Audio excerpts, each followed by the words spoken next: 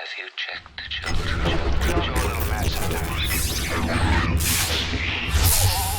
Hi, I'm Chucky. Wanna play? Sometimes that is better. You're gonna need a bigger boat.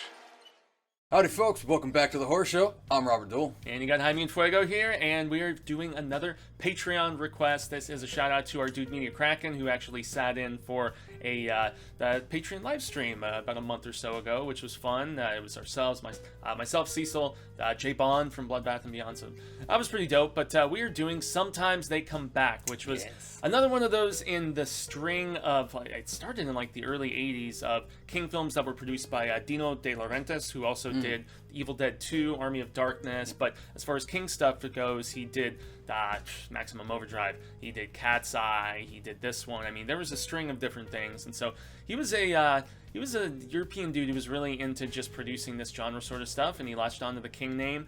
From what I read, this one was originally supposed to be a part of Cat's Eye, the anthology, but since the story was a little bit longer, they felt that it was going to function a little bit better as its own individual feature. And the thing for me that's a little weird about this one is, even on my DVD that I own at home and on all the different streaming services that I saw it on, it's listed as an R-rated movie, but this aired on TV. It's a TV movie. It's a TV movie, so I don't know where the facts got a little miscued there, but overall thoughts, man. I like it enough, but since the original short story that it was collected in Night Shift in the 70s, it's such a dark story in that regard, especially with the ending, that I can't help but compare the more bright and shiny ending that we get with this one in comparison. But I mean, it's still solidly acted, and just kind of that classic story that King also explored with it a little bit, as far as, greasers messing with younger kids, and could they come back from the grave and stuff like that. So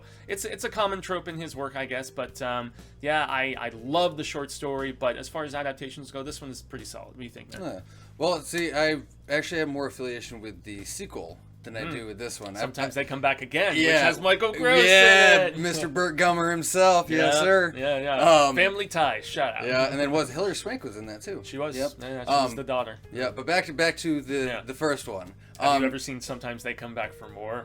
No, actually, I have not watched that one yet. It's funny because I reviewed for Hail to Stephen King for Films That Forgot the Face of Their Father, both of the sequels, but I had held off on this one because next year in 2021 in May is the 20th anniversary of this coming out, or 30th anniversary. So I was going to do a Hail to Stephen King episode, but yeah, it's just become a regular review instead. So there you go.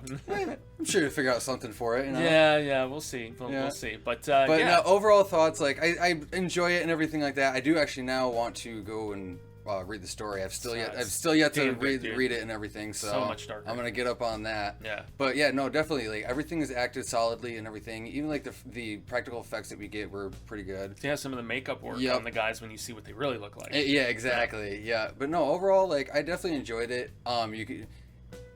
This one, I think, would be good for a remake. I agree. Yeah. Personally. Yeah. There's certain King properties that just feel dated. This is one. The Langoliers is another one. There's even Christine to a degree. I think is ripe for a remake. And yeah, this one definitely could be. Yeah, especially with how, if you're saying how dark the story actually is. The ending, especially. The ending, yeah. Well, even the original ending of like Cujo from what we got in the movie. Yeah. And everything. Like that was the fate of certain characters being different. To put it that way, so. Yeah, but no.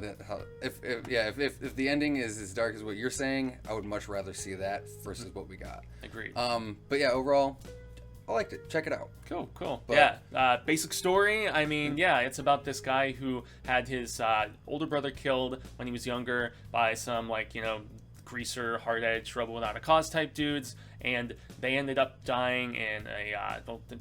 It's different from the book, and I'm glad that I rewatched it because of the fact that the demise of those dudes is not revealed right away, and it is in the movie. So there's this train that's going. There's an altercation trying to steal some money. Older brother gets killed. All but one of the greaser villain guys gets killed. Flash forward 30 years later, I believe it is. So it's something like that. Yeah. And he's returning to the younger brother, all grown up. He's a teacher now, moving from Chicago back to his hometown. Takes up this teaching job, and then lo and behold, as some of his students start dying in very strange, inexplicable fashion, these kids, well, the older kids, I guess, the ones who are responsible for the death of his brother, and even though they're dead, they start showing up in his class, and more bad shit starts going down Yeah, from there. because it's like every kid they pick off, they start coming back and filling their place in the classroom. Exactly. Yep, it's an empty desk, and it gets filled right away with these villainous assholes. So. Yeah, and Tim Matheson from like the original National Lampoons and everything like that. Oh yeah, that's Animal House, right? Animal House, yeah. Yeah. He's our main guy and everything, and he does a fantastic job. He's solid, yeah. Like, yeah. he You can tell definitely he's is. tormented, man. Mm-hmm. Yeah. Yeah, and even for like the TV movie aspect, because like especially like with like the hit and miss of like the King adaptations, the acting isn't always there. Yeah, Like- we're looking at you, Graveyard Shift. We're looking at the Silver Bullet or Sleepwalkers. Okay, yeah, you got me on Sleepwalkers and everything. The first two, I kind of enjoy that. Hey, I have a soft spot for all of the movies I Yeah. just mentioned, except for maybe Sleepwalkers. But nonetheless, I mean, yeah, this was still at the age where King stuff had become almost like hammy self-parody to a degree. But this does take the material seriously enough. It which most definitely which I does, appreciate. especially once you get towards like the half into the third act and everything like that. Like it definitely ramps it up, and you get that more. You actually see more of the serious aspect from, I imagine, this story. Oh yeah, definitely. And Yeah. I mean, since we've given at least enough of the story to give you a vibe of it, yeah. So there's this otherworldly presence of the dudes who killed his older brother, and they just start showing up in the classroom. But acting-wise, we already touched on Matheson. I actually really liked his wife, even though she doesn't get as much screen time as I would like. A lot of Brooke Adams, I believe her name is. I believe so. Something Adams. Everyone will recognize her from a previous King adaptation, which was Cronenberg's The Dead Zone. She was Johnny Smith's Yes! love interest in that. That's where I remembered Yep. her from. Yeah, so she was doing another King property, and I mean, she plays the role of the nice, supportive, loving wife who is still like weary of just what her husband is obviously going through, coming back to his hometown and reliving some of these Definitely think bad he's memories. losing his marbles. Yeah, I mean, like the whole family chemistry though. Even the kid is pretty good in the scenes where he gets to actually do some stuff. No, but, most definitely. But the villainous kids, these older boys, They these really teenagers- outshined. I think they outshined even Tim Matheson on Agreed. this one. Yeah, Just because, like, especially the shorter blonde yeah. and everything. Like he had just that Yeah, the- smug little. It's like you just want The to ringleader was a little 2x4 on much, him. but the blondie dude who Yes. you're mentioning, he like got it just right, I would say. Yep, that creepy annoyance kind of like, and you could definitely tell he would be an actual tormentor. Big time. Yeah. Yeah, and dare I say, those dudes actually maybe did it a little better than kids from the It miniseries in 1990. I felt like these dudes were a bit more ominous, in all honesty, than like Belch and Bowers and those guys. So at least in that incarnation. Well, especially the main villain, the leader of the group, and everything. The stature of him, it was definitely had that more ominous feel to him. Oh yeah. He had more of a presence. Yeah, and even they're all Bowers was a skinny little twig and everything, with a little curl in his head. Truly. Even the students in Matheson's class, man. I mean, they're all one note felt kind bad of for him when caricatures and shit stuff. starts happening. Yeah. But the ones that he connects with, like the kind of gothy girl, and then like the outcast, like rocker kid with his headphones on his bike and stuff. I mean, it seemed genuine. It the fact definitely that he did care about them, and the fact that they actually looked up to him and his, dare I say, uncharacteristic approach to teaching and stuff like that. Snapping shit. Yeah. And even the sports dude who hated him at first and gave him a bunch of crap, and then slowly warmed up to him and stuff. I mean, yeah, I thought all of the younger actors in this were really solid as well. So most definitely the acting,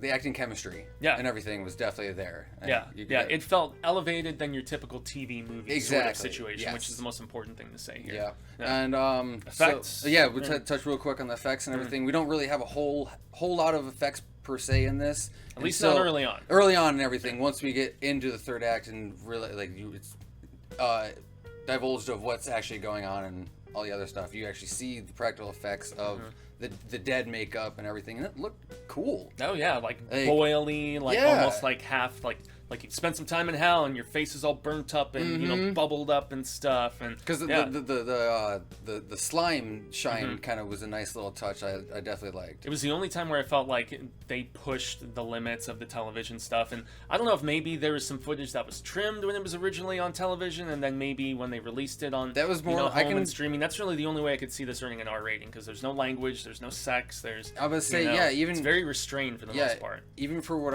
I saw and everything, I can definitely tell like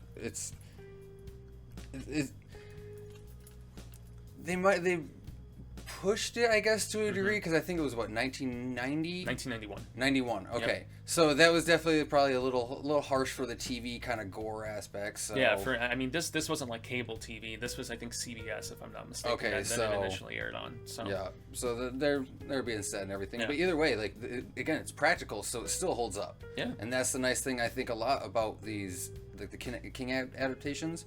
The movies might not necessarily be good in a whole, but the practical effects you can still look at for the most part as still being pretty decent. Yeah. There's still some blemishes, in the movies. even in some of the ones Silver that get Bullet. a lot of ridicule, I mean, they still at least tried in that regard. Yeah. Hell, even the aforementioned Sleepwalkers, man. Yeah. I mean, Cat people. yes, yeah, exactly. Meow.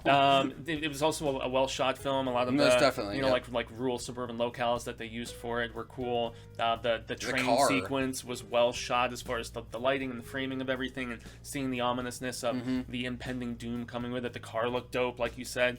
Especially it being like this like demon kind of like muscle car that they're romping around in. Shooting out the flames and shit. Yeah. That was a neat little touch and Yeah, everything. yeah, But indeed. no, most definitely, and even too like the wherever they filmed, I don't know whether it be natural, like the shade, the cloud cover or whatever, but the whole movie had a nice little gray kind of hue to it.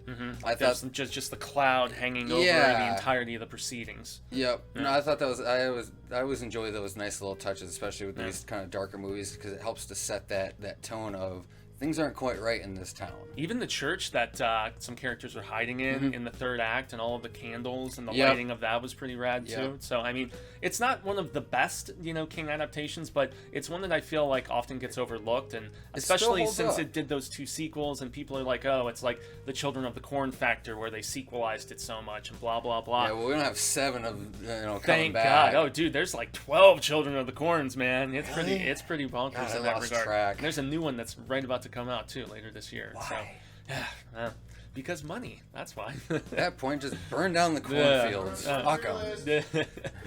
Yeah, right. we are eventually going to be getting to all of the Children of the Corn movies at some point in the next who knows how long, but in the foreseeable future. Yes. Because just like so many other franchises that we have done tier lists for, including The Howling, which you may not have seen as of yet, but we've also done Nope, soon. Hellraiser, Nightmare on Elm Street. Just various of the biggest and the best franchises. Shark movie tier list that we also did. Stephen King tier list. Oh, yes. And also I did a countdown of the film. Cecil and I will eventually get to a tiered list ranking of the movies. So I mean, lots of stuff coming up. But once again, thanks very much, Media Kraken. You beat me to it. Once again, I was going to do a review of this for Hail next year, but you guys are getting it early because you told us what to do, which we greatly appreciate. So gracias to all our patrons. Oh yes, and remember that description, or link to the Patreon is in the description box below. Sorry. Hi there. Hi, yes, see, it's on there.